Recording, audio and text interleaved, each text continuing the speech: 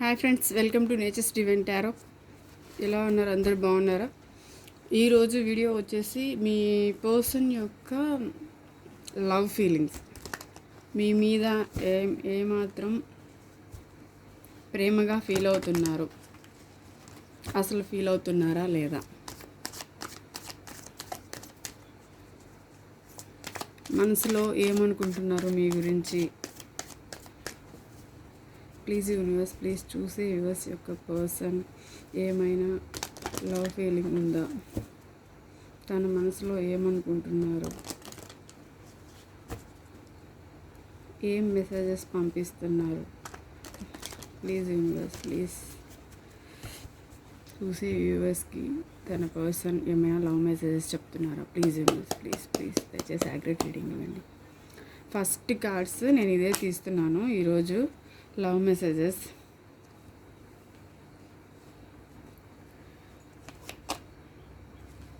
నేను deck reverse పట్టుకున్నాను.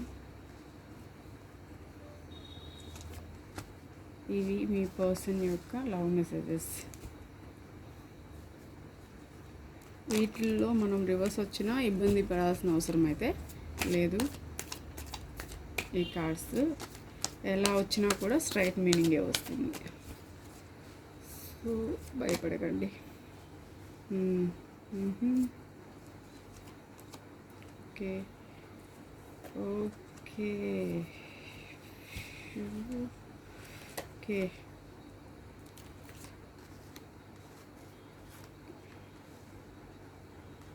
ఈ కార్డు కూడా వస్తుంది.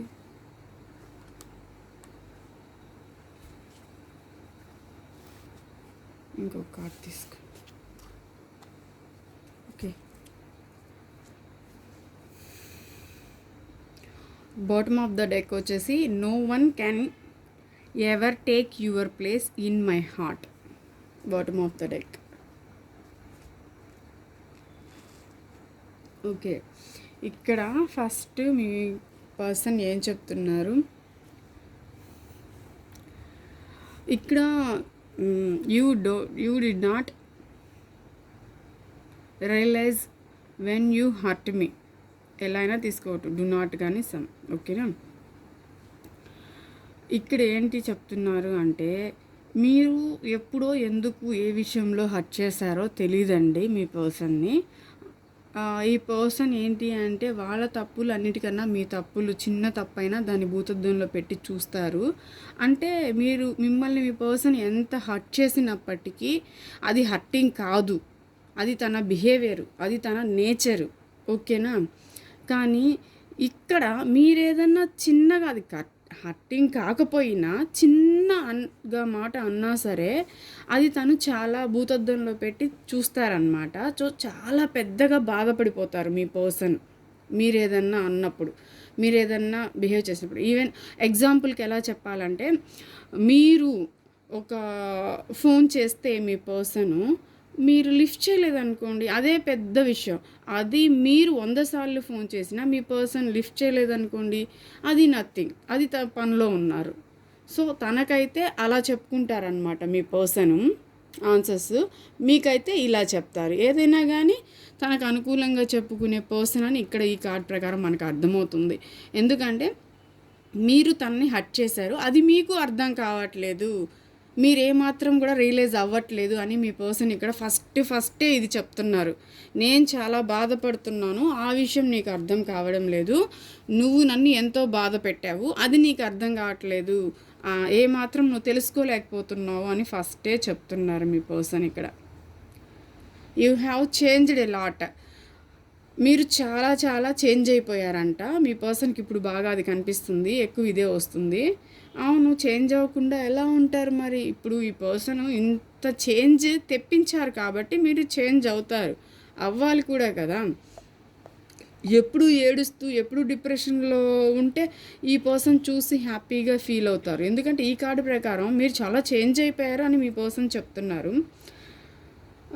సో మీరు చేంజ్ అవ్వకుండా మీరు ఏడుస్తూ ఉంటే ఈ పర్సన్కి వెంట పడుతూ ఉంటే చాలా బాగుంటుంది. సో ఇప్పుడు పట్టించుకోవడం లేదు, చేంజ్ అయిపోయారని అంటున్నారనమాట. You are the best thing my life has given me. Okay, you are the best thing life has given me. మీరైతే చాలా గొప్పవాళ్ళు. మీరు తన లైఫ్లోకి రావడమే అది పెద్ద గొప్ప విషయం.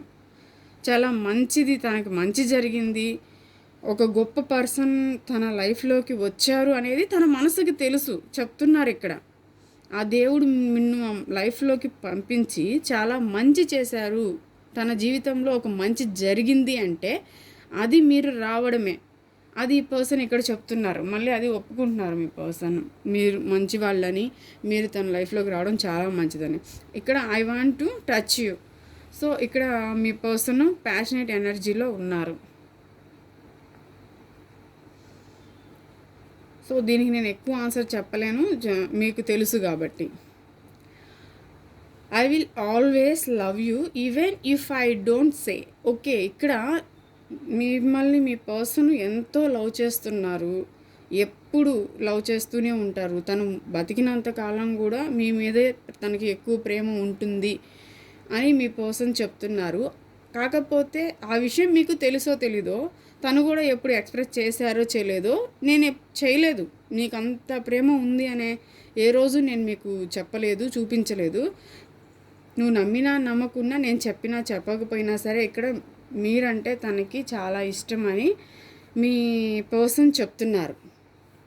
తను మీకు చెప్పినా చెప్పకపోయినా కూడా మీరంటే ప్రాణం అని చెప్తున్నారు.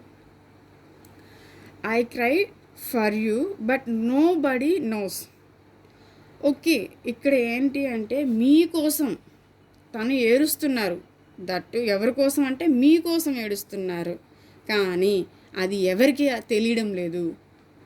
మీకు కూడా ఎవరికి అర్థం కావట్లేదు, ఎవరికి తెలీదు.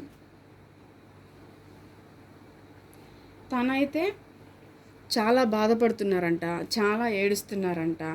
I am worried about you. మీకోసం బాధపడుతున్నారు. మీరు ఎలా ఉన్నారు, ఏం చేస్తున్నారు, తింటున్నారా లేదా, ఎలా బతుకుతున్నారు ఏంటి అని ఇప్పుడు మీ పర్సన్ వర్రీ అవుతున్నారు తన ఆలోచనలో. I know you kiss my picture. తనైతే చెప్తున్నారు మీకైతే తను చాలా గుర్తొచ్చేస్తున్నారు. ఆ ఎనర్జీస్లో ఫస్ట్ ఆఫ్ ఆల్ మీరు లేరు. ఎందుకు అంటే మీరు తనను గుర్తుపెట్టుకొని జరిగిపోయింది గుర్తు తెచ్చుకొని బాధపడడం కన్నా ఇప్పుడు కొంచెం మీ లైఫ్లో తను ఉన్నారు, గుర్తున్నారు, అన్నీ తనకు రీయూనియన్ కావాలని ఉంది.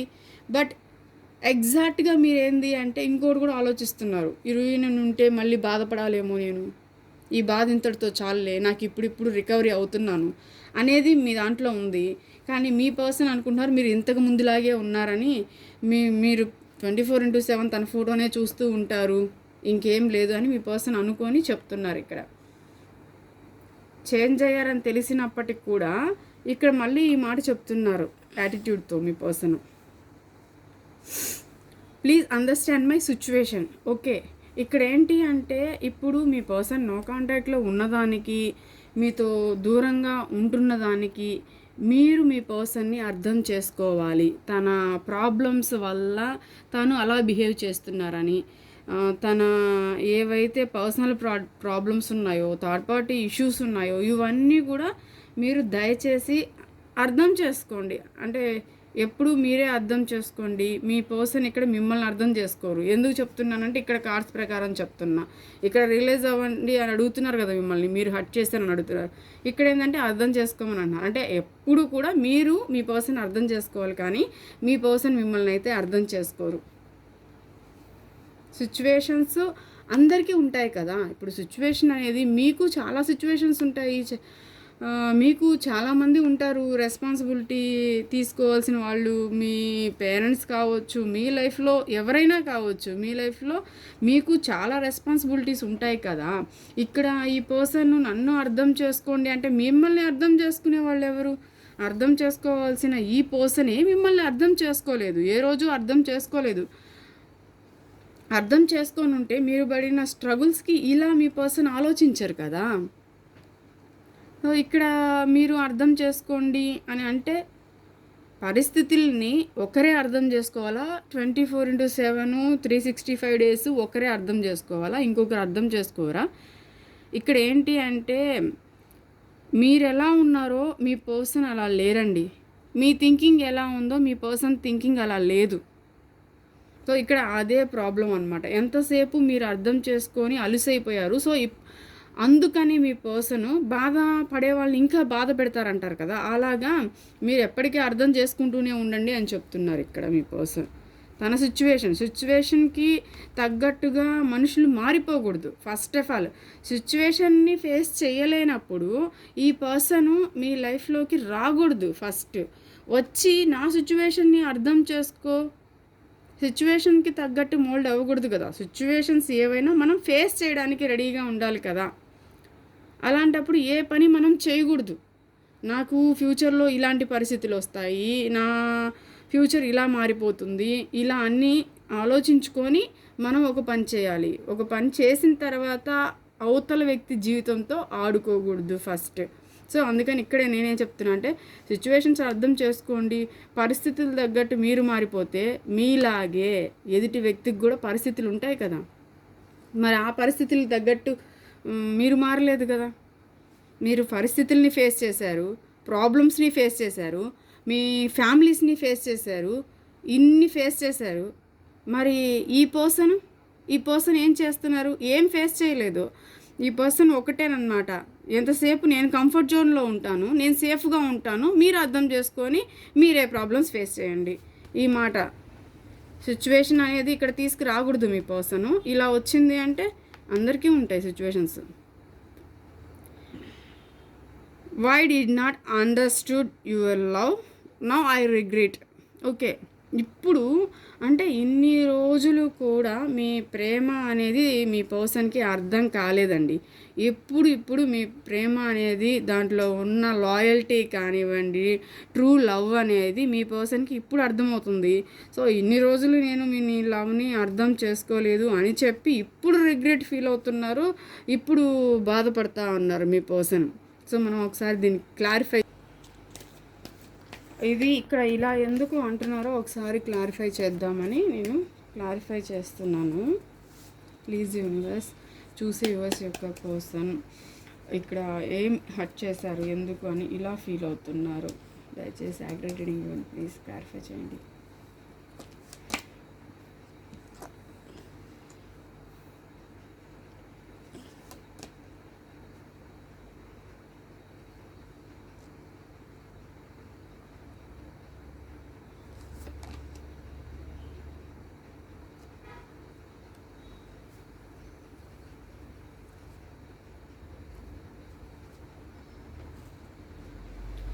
ఇక్కడ మీ పర్సను మీరు హర్ట్ చేశారు, దానికి స్ట్రక్ అయిపోయారు.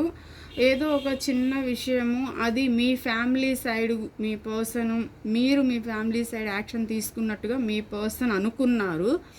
సో అది మీ పర్సన్ అంటే మీకు అంత ఇష్టం లేనట్టు, ఇగ్నోర్ చేస్తున్నట్టు, మీ ఫ్యామిలీకి మీరు ఇంపార్టెన్స్ ఇస్తున్నట్టు మీ పర్సన్ ఫీల్ అయ్యారు. సో అందువల్ల ఇక్కడ మీ పర్సను ఇది చెప్తున్నారు, మీకు అర్థం కావట్లేదు, మీరు కూడా తప్పులు చేశారు అంటే. మీరు ఏదో మాట అయితే అన్నారండి వాళ్ళని, మీ ఫ్యామిలీని పట్టుకొని మీ పర్సన్ని, అంటే అన్ని మాటలు మీరు తట్టుకోలేక మీ పర్సన్ని ఒక మాట అయితే అన్నారు. ఏ విషయంలో అన్నారో మీరే చూసుకోండి. ఇక్కడ ఫ్యామిలీ అయితే కనిపిస్తుంది మీకు, మరి మీ పర్సన్కు. నేను మీ పర్సన్కి మీకు ఇద్దరికి అనే అనుకుంటున్నాను ఇక్కడ ఈ కార్డ్స్ ప్రకారం. సో అందువల్ల ఏంటి అంటే ఇక్కడ స్ట్రక్ అయిపోయారు. బట్ మీ పర్సను ఆ మాట ఏదో అన్నందుకు గాను ఇక్కడ నుంచి అయితే స్ట్రక్ అయ్యి ఇలా వెళ్ళిపోవడం, వాళ్ళ ఫ్యామిలీ కోసం ఈ పర్సన్ అయితే వెళ్ళిపోవడం జరిగింది. ఇంకొకటి ఏంటంటే ఈ లైఫ్లో, మీ పర్సన్ లైఫ్లో ఈ ఫ్యామిలీ వల్ల ఈ వెయిటింగ్ పొజిషన్ అనేది ఉంది. మ్యాక్సిమం మీరు విడిపోవడానికి 100కి 200% కూడా ఇక్కడ మీ పర్సన్ యొక్క ఫ్యామిలీ కారణం. యాక్షన్ తీసుకోకపోవడానికి కూడా మీ పర్సన్ యొక్క ఇద్దండి బాటమ్ ఆఫ్ ద డెక్లో చూడండి, యాక్షన్ తీసుకోకపోవడానికి కారణం మెయిన్ వాళ్ళ ఫ్యామిలీ.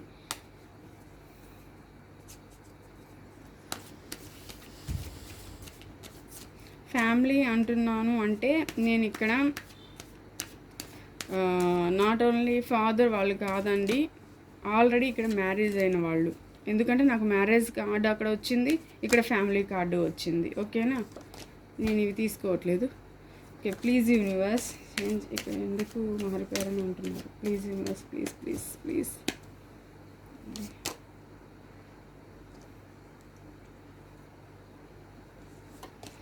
మీరు ఇక్కడ అయితే చాలా చేంజ్ అయిపోయారంటండి. ఇంతకు ముందులాగా మీకు ప్రేమ అనేది ఇప్పుడు మీ పర్సన్ మీద లేదంట. అదైతే చాలా బర్డన్గా ఉంది అంటున్నారు. మీరు కూడా ఈ బరువు బాధ్యతలు ఈ బంధంలో మోయలేక మీరు చేంజ్ అయిపోయారు. ఇంతకు ముందులాగా మీ పర్సన్ కొడుతున్నా తిడుతున్నా పడుతున్నారు కదా, అలా ఇప్పుడు మీరు లేరు. మీకు మీ పర్సన్ మీద ప్రేమ లేదు ఇంతకు ముందులాగా అని చేంజ్ అయిపోయారని మీ పర్సన్ అయితే అంటున్నారు. మీ పర్సన్ భారం మీరు మోయడం మానేశారు. యూనివర్స్ చూడండి ఎంత యాగ్రేట్గా వచ్చిందో. You are the best thing my life has given me. ఓకేనా, ఇక్కడ జీవితంలోకి దేవుడు మిమ్మల్ని పంపించారు. ఇద్దండి ఒక ఆఫర్ లాగా మిమ్మల్ని దేవుడు పంపిస్తే తిన యొక్క ఇన్మెచ్యూరిటీ పనుల వల్ల తిని ఇలా చేసేసారు. అంటే ఆలోచన లేదు, ఇది చేస్తే ఏమవుతుంది అలా లేకుండా ఇన్మెచ్యూర్గా ఉన్నారు మీ పర్సను. అందువల్ల ఇలా చేసేసారు. మిమ్మల్ని అయితే గాడ్ గిఫ్ట్గానే మీ పర్సన్లోకి అయితే పంపించారు.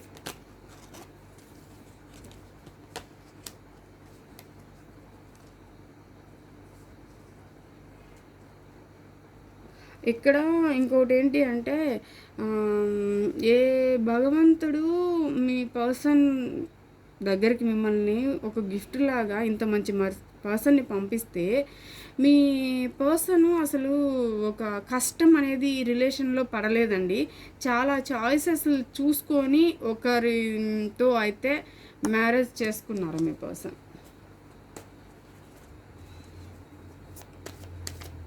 చాలా చాయిసెస్ అయితే మీ పర్సన్ దగ్గర ఉన్నాయి.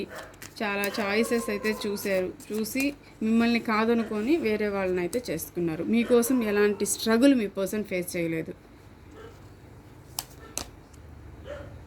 ఇక్కడ మీతో మాట్లాడాలని ఉంది, హ్యాపీగా చాలా హ్యాపీగా ఉండాలని ఉంది మీ పర్సన్కి. బట్ కానీ ఇక్కడ ఏంది అంటే ఇక్కడ ఐ వాంట్ టచ్ యూ అంటే మీకు భయపడుతున్నారండి. ఎందుకు భయపడుతున్నారంటే మీరు ఏమంటారో, తన లైఫ్లో ఆల్రెడీ థర్డ్ పార్టీ ఉన్నారు. అది పక్కన పెడితే మీ దగ్గరికి రావాలన్నా, మీతో మాట్లాడాలన్నా, మిమ్మల్ని టచ్ చేయాలన్నా మీరు ఒక కాళికాదేవిలాగా కనిపిస్తున్నారు. సో అందుకని భయపడుతున్నారు, రావడం లేదు. ఇప్పుడు ఏంటి అంటే మీరు నార్మల్గా లేరండి, బాగా క్వశ్చన్స్ అయితే అడుగుతున్నారు మీ పర్సన్ని. సో అందువల్ల ఏంటి అంటే మీ దగ్గరికి రావాలని ఉన్నా సరే భయమేస్తుంది.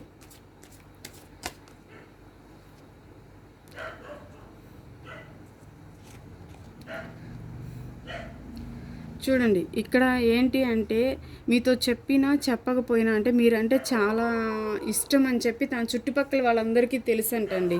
మీకు తెలిసినా తెలియకపోయినా, మీకు చెప్పినా చెప్పకపోయినా తనతో ఎవరైతే ఉంటున్నారో వాళ్ళకే తెలుసంట మీ పర్సన్ మిమ్మల్ని ఎంత లవ్ చేస్తున్నారో అనేది. మీకు తెలీదంట.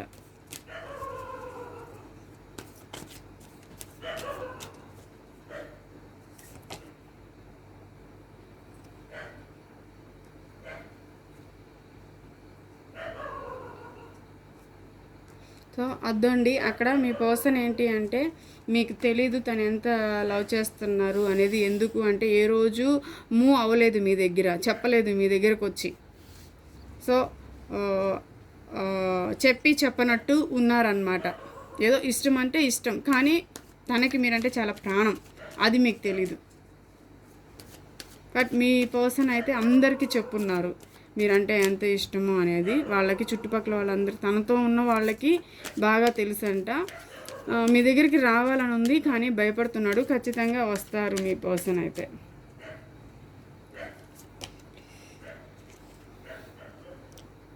ఇక్కడ తనకైతే ఒక క్లారిటీ వచ్చింది. కానీ ఏమని క్లారిటీ వచ్చింది అంటే, తన బాధ అనేది ఎవరు అర్థం చేసుకోవట్లేదు, ఎవరికి అర్థం కావట్లేదు, మీకు అస్సలే అర్థం కావడం లేదు. తన గురించి ఎవరికీ తెలీదు, తన బాధ గురించి ఎవరికీ తెలీదు అని ఎవరు అర్థం చేసుకోవట్లేదని మీ పర్సన్కి అయితే ఒక క్లారిటీ అయితే వచ్చింది.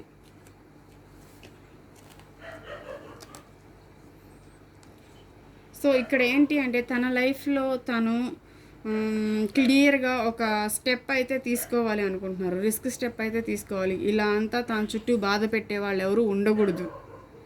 ఇప్పుడు ఏడుస్తున్నారు కదా, మీకోసం ఏడుస్తున్నారు, అది మీకే అర్థం కావట్లేదు. మీరు ఎప్పుడు అర్థం చేసుకుంటారు? మీకోసం ఎప్పుడైతే మీ పర్సన్ రిస్క్ తీసుకుంటారో అప్పుడే మీ పర్సన్ని మీరు అర్థం చేసుకుంటారు. సో టోటల్లీ మీ పర్సన్కి ఒక క్లారిటీ వచ్చేసింది, మీకోసం రిస్క్ తీసుకోవాలని చెప్పేసి. ప్రస్తుతం తను బాధపడకుండా ఉండాలి అంటే ఎవరి మాటలు వినకూడదు. మీ మీద ప్రేమను చూపించాలి అన్నా, తను ఎంత బాధపడుతున్నారో మీకు తెలియాలి అన్నా ఒక రిస్క్ అయితే జరగాల్సిందే, రిస్క్ స్టెప్ అయితే మీ పర్సన్ తీసుకోవాల్సిందే. ఆ క్లారిటీ అయితే మీ పర్సన్కి వచ్చేసిందండి.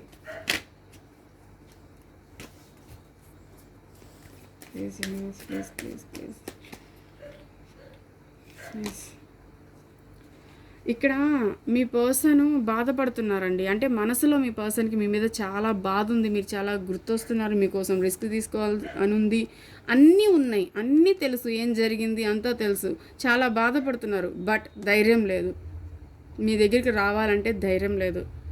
తన లైఫ్లో ఉండే వాళ్ళ గురించి తనకి భయము, ప్లస్ మీరు ఏమన్ని క్వశ్చన్స్ చేస్తారో అని అనేసి మీ దగ్గరికి రావాలన్నా కూడా తనకి భయం వేస్తుంది.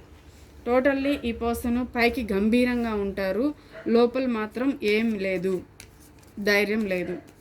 ఈ పర్సన్కి అస్సలు ధైర్యం అనేదే లేదండి. రిస్క్ తీసుకోవాలంటే ఇన్ని రోజులు భయపడ్డారు, ఇప్పుడు అదే రిస్క్ చేయాలని అర్థమైంది, క్లారిటీ వచ్చింది, బట్ ధైర్యం లేదు. చూడండి, ఇక్కడ మాత్రము మీరైతే లవ్ ఆఫర్ చేస్తున్నారు, మీకు మీ పర్సన్ అంటే చాలా ఇష్టము అని చెప్పేసి మీ పర్సన్ అయితే అనుకుంటున్నారు. చూడండి, మీకు చాలా ప్రేమ ఉంది, ఇప్పటికీ కూడా మీరు లవ్ చేస్తూనే ఉన్నారు. ఇది చెప్పాను కదా ఇందాక. సో అది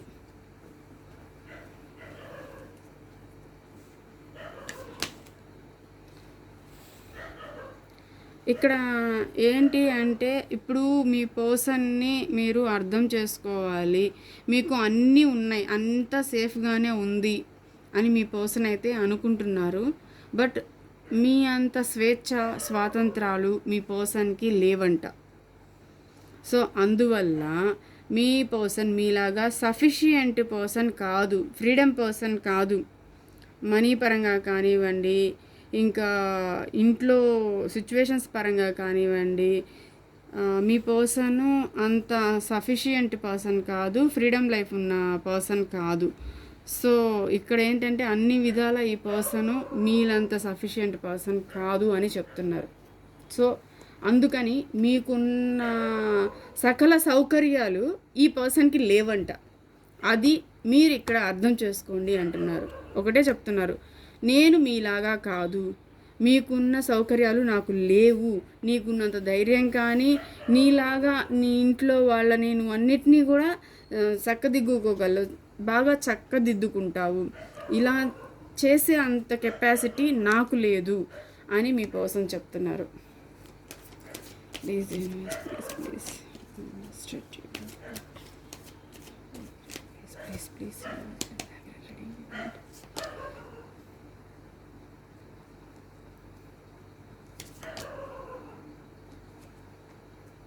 ఇప్పుడైతే ఇక్కడ మీకోసం అయితే ఎదురు చూస్తూ ఉన్నారండి మీ పర్సన్. మీ పైన ఇష్టం ఉంది, మీ పైన చాలా ప్యాషన్ ఉంది, ఇవన్నీ ఎండ్ చేసేసి మీ దగ్గరికి రావాలి అని ఉంది. ఇప్పుడు మీ లవ్ని అర్థం చేసుకోనందుకు ఇప్పుడు పాత విషయాలన్నీ ఎండ్ చేసుకొని కొత్తగా న్యూ స్టార్ట్ చేయాలి అని చెప్పి మీ పర్సన్ వెయిట్ చేస్తున్నారు. మీ నుంచి ఏమన్నా కాల్ మెసేజ్ వస్తుందని. ఎందుకు చెప్తున్నానంటే ఆ పరంగా ఇద్దండి ఇక్కడ మీ పర్సన్ వెయిట్ చేస్తున్నారు. మీరు మెసేజ్ చేస్తారా, మీరు కాల్ చేస్తారా? ఈ ప్యాటర్న్ అయితే రిగ్రెట్ అయితే లోపల ఉంది. ఇదంతా ఎండ్ చేసేసి న్యూ బిగినింగ్ చేస్తారంట. బట్ దానికోసం వెయిట్ చేస్తున్నారు, మీ నుంచి ఏమన్నా వస్తుందేమో అనేసి. నేను ఎందుకు చెప్పాలి, నేను ఎందుకు మాట్లాడాలి, మాట్లాడితే తను తగ్గిపోతారు. హెడ్ వెయిట్ ఉంది బాగా, లోపల ప్రేమ ఉందండి, బయటికి ప్రేమ లేనట్టు ఉన్నారు మీ పర్సన్. సో ఇవన్నీ కూడా ఎండ్ చేసి న్యూ బిగినింగ్ స్టార్ట్ చేయాలని అయితే అనుకుంటున్నారు. బట్ ఈగో ఏంటి అంటే, ఒకటి ఈగో అనేది ముందుకు రానివ్వట్లేదు మీ రిలేషన్షిప్ పట్ల ఈ పర్సన్ని. ఇంకొకటి ఏంటంటే ఇక్కడ ఉండే ప్రాబ్లమ్స్, తనకి ధైర్యం లేదు. First of all me person ఎవరైనా కానీ ఆ పర్సన్కి ధైర్యం లేదు. ఇంకొకటి థర్డ్ పార్టీ ఉన్నారు, ఇంకొకటి మీకు భయపడుతున్నారు. ఇక్కడ అందరికీ భయపడే పర్సనే ఈ పర్సన్. థర్డ్ పార్టీకి భయపడుతున్నారు, మీకు భయపడుతున్నారు. సరేలే భయం ఉంది కదా అని అనుకుంటే, ధైర్యం లేదు అనుకుంటే, ఈగో కూడా చాలా ఎక్కువ ఉంది. ధైర్యం లేదు, భయం ఉంది, ఇవన్నిటికి మించిన ఈగో ఉంది.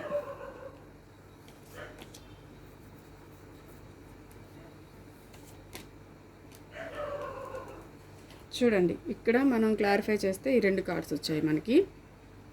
ఇక్కడ మీ పర్సన్ అయితే చాలా చాలా బాధపడుతున్నారండి. ఎవ్వరూ కూడా మీ ప్లేస్ని తీసుకోలేరంట. ఇప్పటికే కాదు, ఎప్పటికీ కూడా మీ మీ ప్లేస్ని ఎవరూ తీసుకోలేరు. తనైతే తన కర్మ అనుభవిస్తున్నారు. ప్రస్తుతం ఈ బాధపడుతున్నారు మీకోసము. మీ పర్సన్ చాలా చాలా బాధపడుతున్నారు.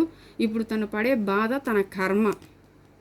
ఇది తన కర్మ అని మీ పర్సన్ అయితే ఫీల్ అవుతున్నారు. కర్మ అనుభవిస్తున్నారంట. లిటరల్లీ తను చెప్తున్నారు, ఏం చెప్తున్నారంటే, మీకు చేసిన దానికి, మిమ్మల్ని అర్థం చేసుకోకపోయిన దానికి తను బాధపడుతున్నారని చెప్తున్నారు.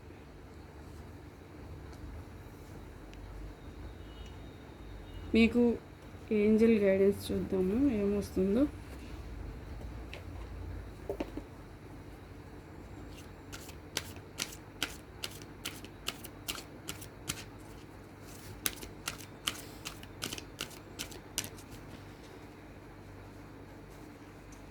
ఒక మాటలో చెప్పడానికి లేదండి ఈ పర్సన్ విషయంలో. ఎందుకంటే అన్ని మాటలు ఉన్నాయి, అన్నీ ఉన్నాయి ఈ పర్సన్ దగ్గర. ఒక డెసిషన్ తీసుకునే పరిస్థితుల్లో ఈ పర్సన్ ఉండరు అసలు. ఎందుకంటే ఇన్మెచ్యూరిటీ ఉంది.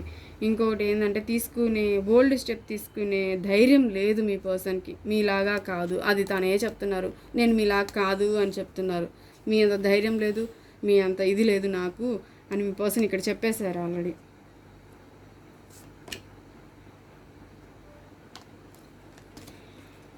మీరైతే మెడిటేషన్ అయితే చేయండి.